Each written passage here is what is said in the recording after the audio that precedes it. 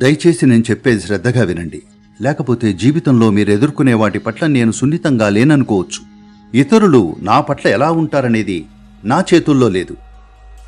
కానీ నాకు నేను ఏం చేసుకుంటాననేది 100% నా చేతుల్లోనే ఉంది. ఎవరూ మీ మనసుకి గాయాన్ని కలిగించలేరు. వారు మీకు శారీరక బాధ కలిగించొచ్చు, వాళ్ళు దానికి నొప్పిని కలిగించొచ్చు, వాళ్ళు మిమ్మల్ని దూషించొచ్చు. కానీ మానసిక గాయం మీ వల్లే జరుగుతుంది. ఇది మీరు అర్థం చేసుకోవాలి. చూడండి, ఇదొక హిమపాతం లాంటిది. ఎవరో ఒక చిన్న రాయి విసురుతారు, మీరేమో ఒక హిమపాతమే సృష్టించుకుంటారు. ఆ మంచు చర్యల బరువు కింద పడి చనిపోతారు. ఇతరులే దానికి కారణం అనుకుంటారు. లేదు, వాళ్ళు మీ మీదకి విసిరింది ఒక్క రాయే.